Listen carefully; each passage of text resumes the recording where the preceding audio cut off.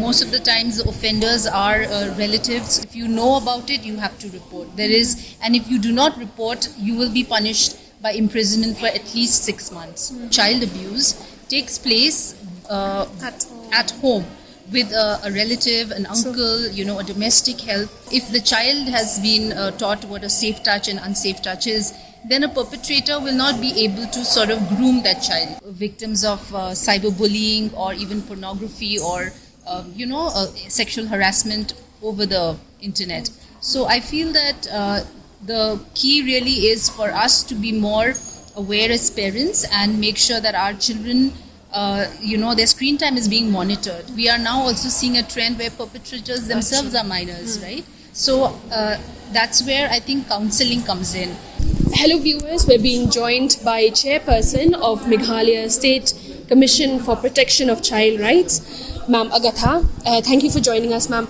So we see that you're part of the consultation with stakeholders concerning the alarming rise of crime against women and children in the state. Ma'am, firstly, overall, how do you look at the entire scenario in the state? Is it very alarming, and does this concern the Commission? How do you look at it? It is definitely very alarming, and that therefore, our Honorable Chief Minister has stepped in and taken this initiative of creating this consultation with various stakeholders, and I'm really grateful to him for doing so. And we've had a very fruitful discussion. A lot of different, aspects have been covered, and I think that a lot of work is being done in silos by departments, but it's really time for us to come together and collaborate. One, if we look at it, what is the reason that is leading to such cases? There could be multiple reasons, and we can't really pinpoint at one, but I think a very important aspect is to build awareness and to build, a sensitivity in children where they know their rights. And I'm specifically talking about children and not women, because I represent the Children's Commission. So I would say that there are tools, there are mandatory provisions in the POCSO and various acts like the RTE, where children are supposed to know and be aware of their rights. And we need to be able to disseminate that information. Earlier, I heard you today in your message, you had spoken about how people, especially talk about the rural areas, children are not aware of what is good touch and bad touch. Yes. That is not being, in the books or Yes. even say it's like extracurricular just to Right. teach. How do you look at it? What needs to be done? So, Meghalaya has a basic curriculum, which is drafted. And we need to incorporate the safety provision in that manual. Now, I think the 2023 manual had a chapter on safety of children, but the new draft does not have it. So first and foremost, it has to be included in the curriculum. It is mandated, by the POCSO Act as well and by the RTE. And therefore, the whole point is that the schools need to take it up, and there has to be sensitization in schools, and the specific curriculum has to be taught, where children are taught about what is safe touch and unsafe touch. And we often see, that a lot of child abuse takes place at home with a relative, an uncle, a domestic help.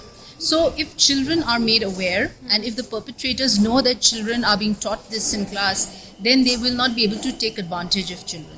So if the child has been taught what a safe touch and unsafe touch is, then a perpetrator will not be able to sort of groom that child, So perpetrators need to know children are being taught as well. And I think that's a deterrent in itself. No, what we've also seen is even mothers don't come up or speak about it, even if their children goes to them that, this is what happened to me. Yes. Do you feel like there needs to be a sort of awareness that, mothers shouldn't not encourage exactly, but sort of come forward and... Yes.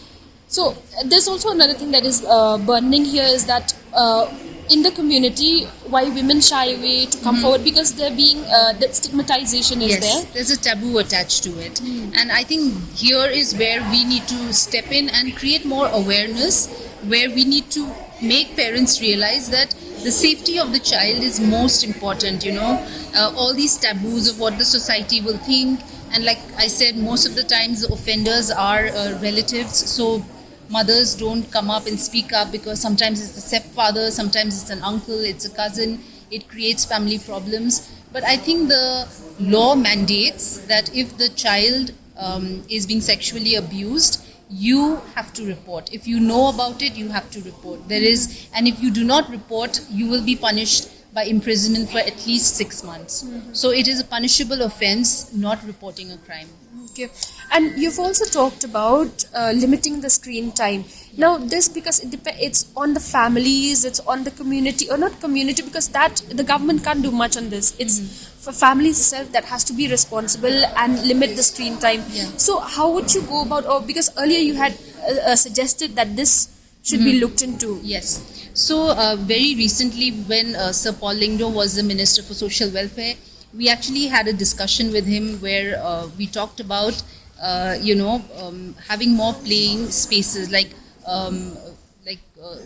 what do you call those, recreational spaces for children. So if you see now, there are very few recreational spaces, especially in big towns. There are no parks, there are no children's parks. So if we want to take away screen time away from children, we have to fill that gap with some other activities that children can be involved in, which is physical activity, go and play basketball, play some outdoor games, go to libraries.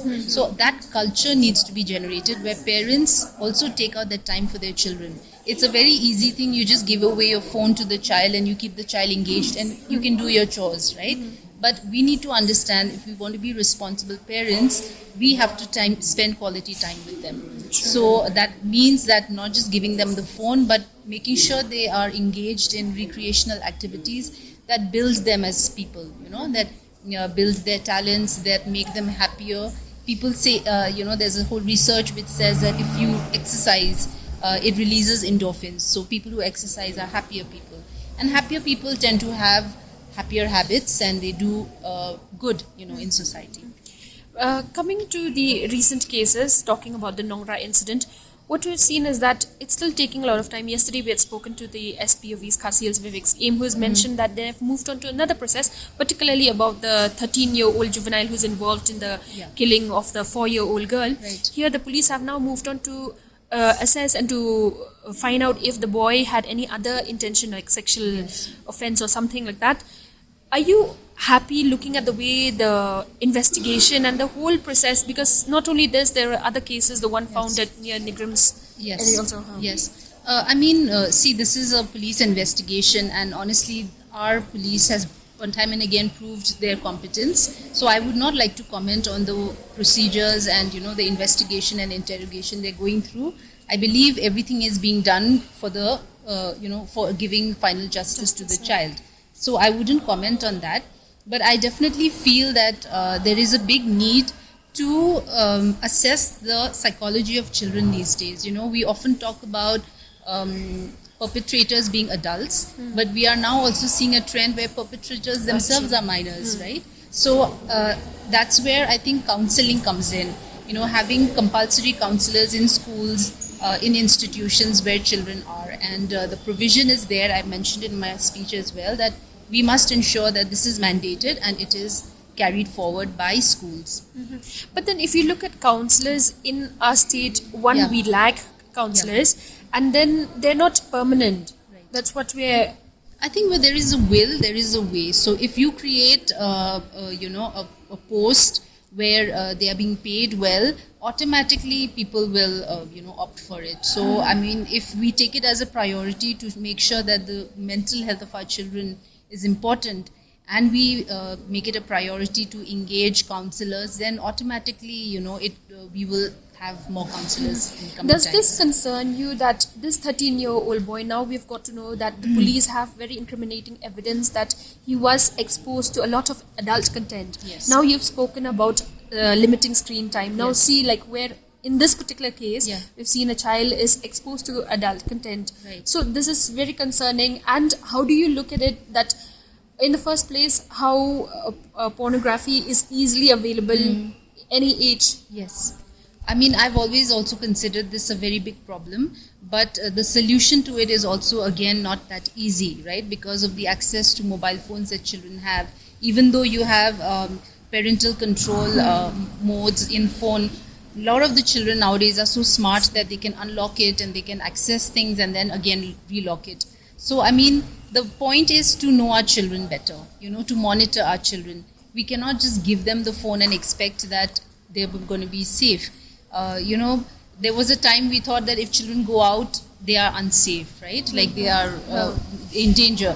But now we realize that in their own bedrooms, with a mobile phone, they could be in equal amount of danger. They could be victims of cyberbullying or even pornography or, sexual harassment over the internet. So I feel that the key really is for us to be more aware as parents and make sure that our children, their screen time is being monitored. So we know what they are watching, we know what they are playing. Games like Roblox, you have a lot of predators who use these platforms to target children. So we just need to know our children better. There is no way to compromise the quality time that we spend with our children. Okay. Now, when we also look at bullying was one of the topics that one of the stakeholders had mentioned that it should be taught, or ragging or bullying, all these, because recently we've seen in Northeast, in if I'm not mistaken, in Arunachal Pradesh, where a boy was lost his life because of bullying. Right. Do you think that it's now time also to focus on this aspect also, that schools and communities should be Definitely. I mean, we have to look at it in a very multi-pronged manner, and all this comes and they're sort of overlapping. Bullying, sexual harassment, they all sort of overlap, and that is where I feel that when we are raising children, when we're talking about educating our children, we cannot only talk about the curriculum, not just the academics of it, but we need to also look at the moral science or the character building, or even the emotional intelligence of children. That is something that is currently sometimes lacking in our curriculums. So teaching children to be more sensitive, it automatically solves so many issues. Making them more emotionally intelligent will definitely help them sort of sieve out what is good and what is bad behavior. Okay. The last question here, ma'am, is I would say we need to equip our children to be able to make better decisions. True.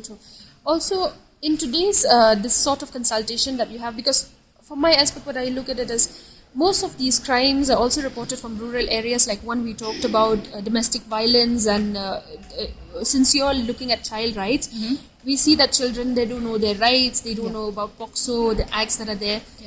Now, this needs to reach every nook and corner of Meghalaya in rural areas. But such consultations are being held in the capital. Right. Do you think that these sort of consultations are very effective? Yes, absolutely in the capital. But then how does it go about reaching rural areas? So, I mean, I think it's a very good start to actually even say that this is an issue and we need to have a consultation on it. So that is it's really appreciated.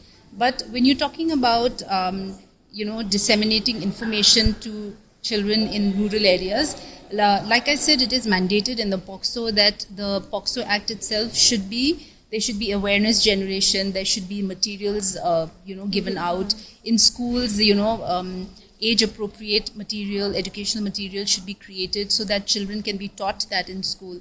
And that can be done at village, at district, and at town levels, at bigger schools. But once those materials are in place, which many have already been generated, the question is to make sure that they're actually being taught to children, that children are being sensitized.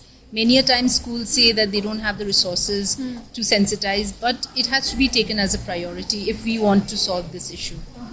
And just on your personal opinion, how do you look at the menace of drugs in the state? I mean, this again is a very, very big concern, and again, it causes so many other, issues of violence, and abuse. And therefore, I feel like the DREAM project is working very hard on making, targeting this in a mission mode. So we are working in collaboration, and I hope that somehow, we're able to find results post, a couple of months when it follows. But definitely it's a big issue, and it's something that is affecting the youth of Meghalaya, and we really need to, be alarmed about it. Thank you so much, ma'am, for your time. thank Well, you. that was the chairperson of MSCPCR who has spoken at length on various issues relating to child rights and violence against crime against women and children. Thank you for watching. This is your host, Princess Rashir for EastMojo.com in Shillong. Don't forget to like, share, and subscribe to East Mojo. For any queries, put them down in the comments section below and press on the bell icon for notifications.